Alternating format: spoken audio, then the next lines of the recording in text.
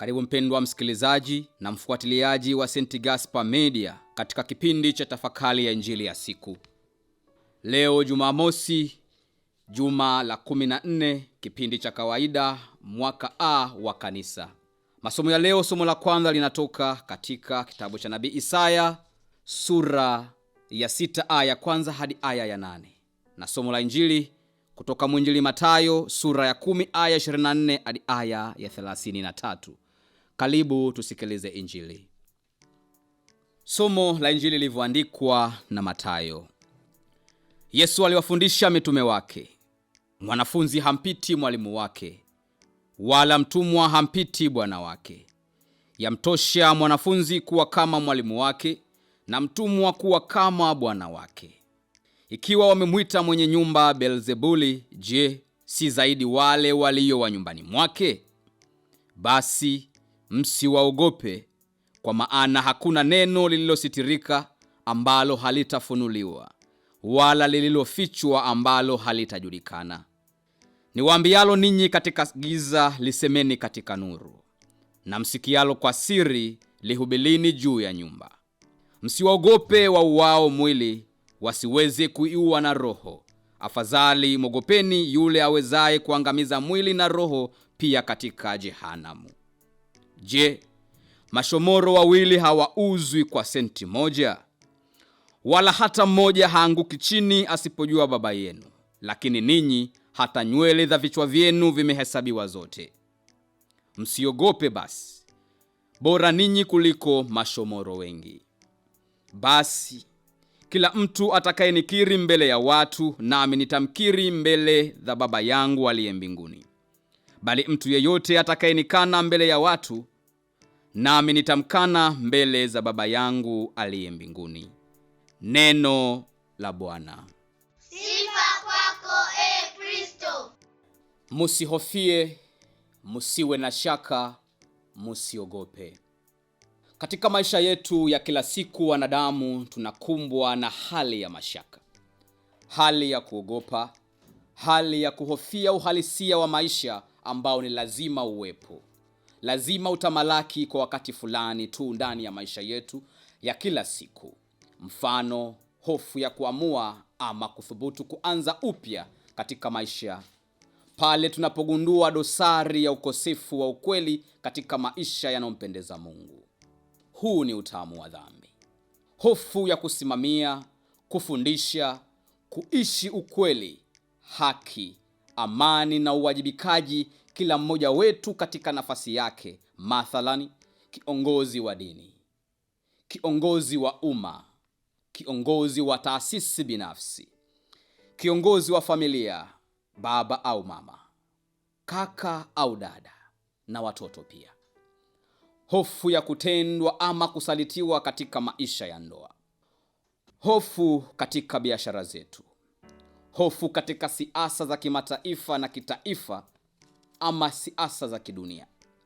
Yote haya na mengine mengi ni sehemu ya maisha yetu ya kila siku, wanadamu, ambayo kwayo yanatuletea hali ya hofu, hali ya mashaka, hali ya kuogopa, kuanza upya, kuendelea mbele, kuacha tabia fulani tulizozizoea.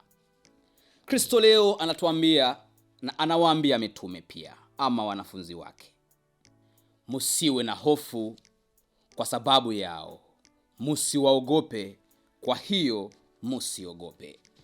Wapendwa, somo tulilokwisha lisikia katika mwinjili Mathayo sura ya 10 aya 24 hadi aya 33. Kristo anatupatia nasaha kwamba tuwe wajasiri. Tuwe na ujasiri katika mateso na magumu tunayopitia katika maisha ya ushuhuda kama wa Kristo ama wanadamu wenye dhamiri safi yenye hofu ya Mungu. Sehemu hii ya injili ya leo, wapendwa, ni sehemu ya mwishoni mwa maelekezo ya Kristo kwa wanafunzi wake, anapowatuma kwenda kuhubiri habari njema, kuponya wagonjwa. Anawaamuru waishi maisha ya kawaida, simple life. Lakini katika hayo yote watarajie upinzani na kukataliwa.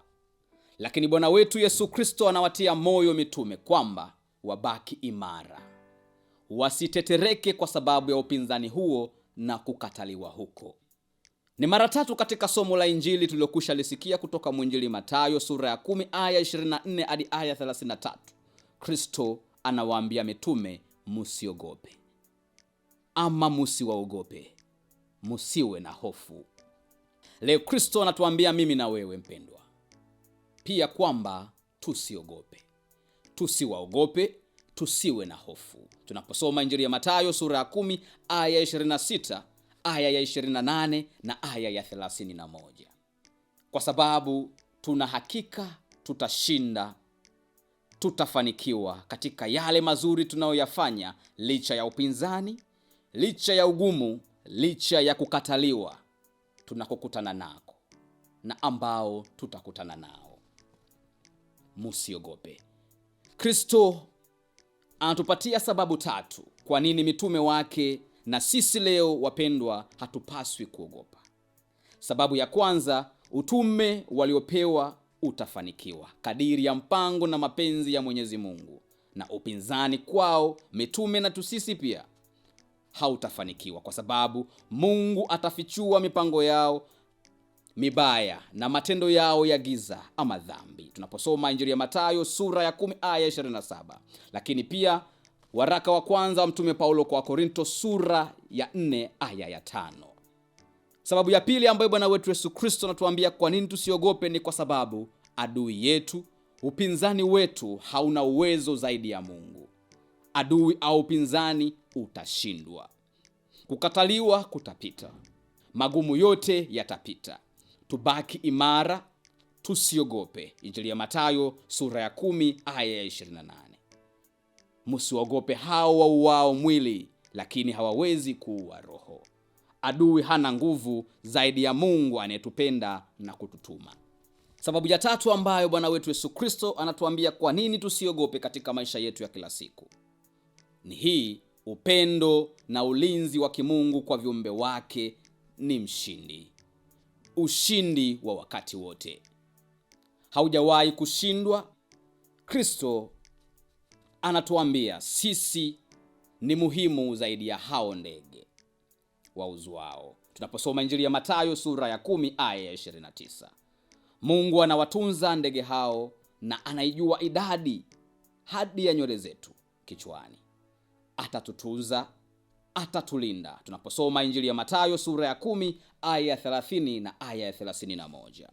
Hapa Kristo anatupatia moyo kwa hakika, lakini twaweza pata ugumu wa kuamini pale tunapokuwa katikati ya giza, mateso na upinzani mkali katika uhalisia wa maisha. Wapendwa, tunajifunza jambo hilo katika uhalisia wetu wa maisha ya kila siku. Tunateseka, tunasumbuka kutokana na hofu nyingi katika maisha. Hofu ya kupoteza maisha kwa sababu ya ugonjwa au ajali, kupoteza wapendwa wetu, wenza, watoto, wazazi, marafiki, kupoteza miliki zetu, mali au akiba zetu, kupoteza kazi, kupoteza jina na sifa njema kutokana na ubaya wa watu wengine au madhaifu yetu. Tumejikuta katika kashifa mbele ya jamii. Pia wakati mwingine tunajikuta katika hofu kutokana na ugonjwa wa akili tu. Hofu ya ulimwengu kama vile ugaidi. Hofu kutokana na ushindani wa maendeleo ya kijeshi katika matumizi ya zana za nyuklia. Hofu ya milipuko ya magonjwa kama vile COVID-19, Ebola na kadhalika. Wapendwa, tunapokuwa na hofu ya haya yote, tukumbuke neema ya Mungu ipo pamoja nasi. Mungu anatulinda, Mungu anatutunza. Musiogope, ninyi wa thamani zaidi ya hao ndege. Tunaposoma Injili ya Mathayo sura ya 10 aya 31. Leo kanisa linatupatia mfano wa Mtakatifu Benedict Abate linapoadhimisha kumbukumbu ya mtakatifu huyu aliyeishi kuanzia mwaka 480 hadi mwaka 546 huko Roma, Italia. Ni mtawa aliye na mchango mkubwa katika maisha ya kimonaki katika Ulaya ya Magharibi. Wito wake, maisha yake, kujitoa kwa ajili ya roho yake na roho ya watu wengine. Ufuasi wake uliotukuka wa imani ya Kikristo kwa kuanzisha monasteri kubwa kwa watawa wa kiume, kwa kujenga umoja, undugu, sala za kudumu ndani ya nyumba. Kitu kilichogeuka kuwa sheria taratibu taratibu katika sala za kiliturujia, kusoma maandiko matakatifu, kazi za mikono, kuishi pamoja chini ya uongozi wa baba wa wote, yani abate. Kutoka katika maisha yake na majitoleo yake, kama kanisa tunajifunza maisha ya sala. Tunajifunza roho ya kupenda kusoma maandiko matakatifu, kuandika na kutunza tamaduni za sala katika kanisa. Hakika alikutana na ugumu. Hakika alikutana na kukataliwa. Hakika alikutana na upinzani. Lakini alibaki imara katika kuishi imani yake. Hakuogopa. Tumwombe Mungu kupitia maombezi ya Mtakatifu Benedict Abate atujalie ujasiri katika magumu na mateso tunayopitia. Na kushukuru kwa kutafakari pamoja nami injili ya leo. Niliyekuletea tafakari hii ni mimi, Fratelli Carlos Joshua Nachihangu, wa shirika la wamisionari wa damu takatifu ya Yesu kutoka seminari kuu ya Mtakatifu Gaspari del Bufalo, Kola, Morogoro. Itukuzwe damu ya Kristo. Milele amina. Damu ya Yesu inatukinga na majanga yote yatusibuyo.